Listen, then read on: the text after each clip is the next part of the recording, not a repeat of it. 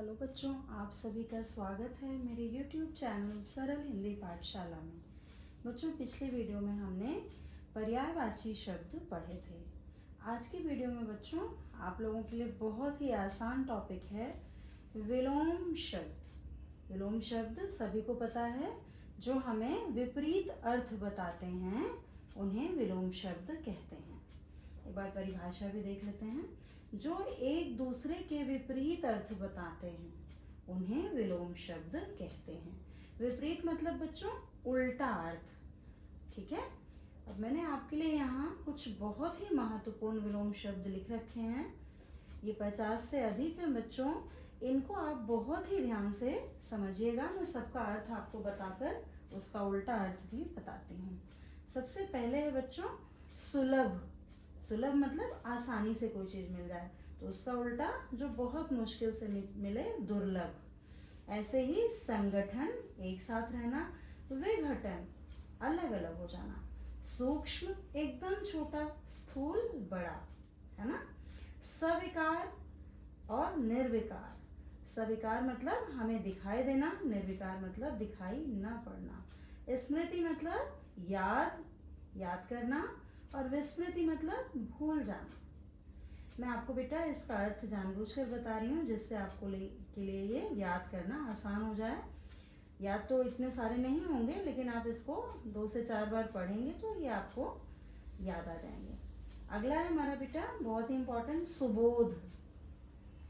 सुबोध मतलब जो आसानी से हमें याद हो जाए। दुर्बोध जो बहुत मुश्किल से याद हो। हेय मतलब बहुत ही घृणा की दृष्टि से देखना।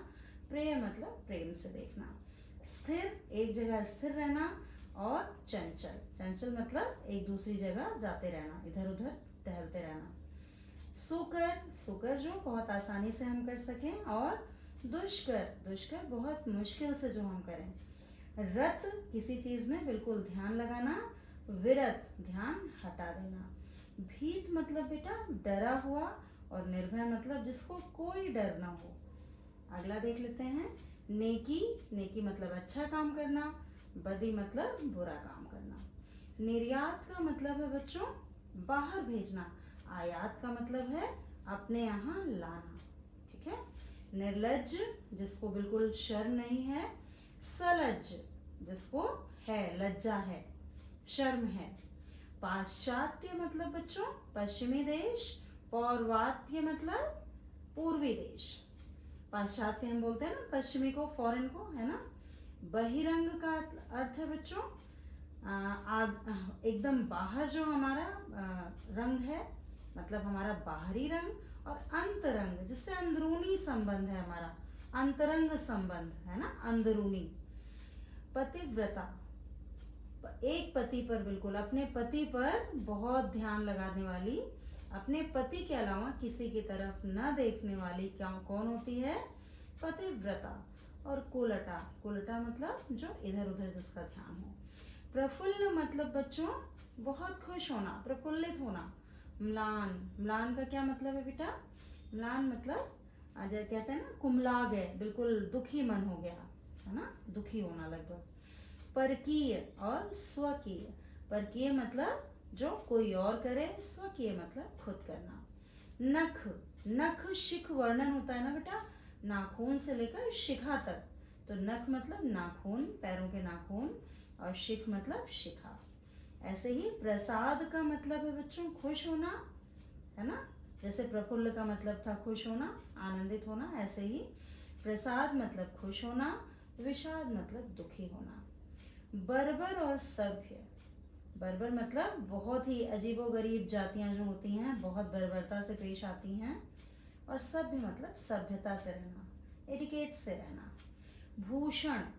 भूषण का मतलब है बच्चों बहुत ही अच्छे से पेश आना, बिल्कुल दुष्टता का व्यवहार ना करना। ऐसे ही दूषण का मतलब है बहुत ही बुरे काम करने वाला, बुरे मन वाला। ठीक है बच्चों। अगला है हमारा बेटा, नेक्स्ट है बच्चों नमक हलाल और नमक हराम। शब्द क्या है? नमक हलाल और नमक हराम। नमक हलाल मतलब एकदम ईमानदारी से काम करने वाला, और हराम का क्या मतलब है बेटा? नमक हराम बिल्कुल धोखा देने वाला। निरामिष और आमिष बहुत इंपॉर्टेंट है बच्चों ये। निरामिष मतलब होता है बेटा मांस न खाने वाला, और आमिष मतलब मांस खाने वाला। ठीक है। अगला है हमारा पूर्णिमा। सभी को पता है पूर्णिमा। पूर्णिमा का मतलब है जब बिल्कुल फुल मून होता है, और अमावस्या बिल्कुल अंधेरी रात, बिल्कुल नो मून होता है, जब मून होता ही नहीं है। ये देखिए बच्चों, ये बहुत ही आपके लिए नया होगा, राम का उल्टा रावण। ठीक है, ये बहुत ही नया है आपके लिए। राम का उल्टा रावण। योग वियोग। वियोग मतलब दूर होना, योग मतलब साथ रहना। ठीक है, कहते हैं ना उनके साथ योग मिल गया। शादी होती है तो योग मिलता है ना, कहते हैं योग मिल गया भाई, इसलिए शादी हो गई। अगला है बच्चों श्री गणेश।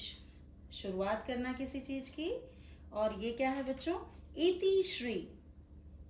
इति श्री मतलब कंप्लीट होना, खत्म होना, पूर्ण होना। नेक्स्ट है बच्चों रचनात्मक। कोई भी रचनात्मक काम करना, और ध्वंसात्मक खत्म करने वाला काम करना, ध्वंस कर देना, खत्म कर देना। विमुख और सम्मुख। सम्मुख मतलब बिल्कुल सामने, विमुख मतलब दूर, दूर हटना। शुष्क और आर्द्र। शुष्क का मतलब सूखा बच्चों, और आर्द्र का क्या मतलब है गीला। ठीक है, ऐसे ही सृष्टि, कोई चीज जो बनी हुई है वो सृष्टि है। प्रलय मतलब खत्म हो जाना।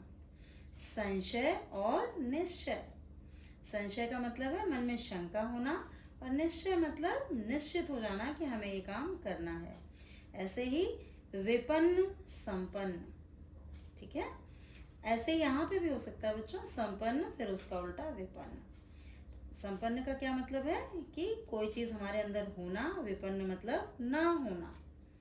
ठीक है, नेक्स्ट है बच्चों श्वास उच्छ्वास। श्वास लेना और उच्छ्वास मतलब छोड़ना। ठीक है, नश्वर नष्ट होना कोई चीज, शाश्वत मतलब हमेशा होना। नख शिख रिपीट हो रहा है क्या बच्चों? हाँ रिपीट हो रहा है, एक बार हो चुका है, तो नख शिख आपका ये हो गया। शर अक्षर। शर का क्या मतलब है बेटा नष्ट होना, अक्षर कभी नष्ट ना होना। ठीक है, जो हमारा वर्ण होता है उसको भी हम अक्षर कहते हैं, वो खत्म नहीं होने वाली चीज है इसलिए। ठीक है, नेक्स्ट है बच्चों गेय। गेय मतलब गाने वाला, अगेय जिसको हम गा नहीं सकते।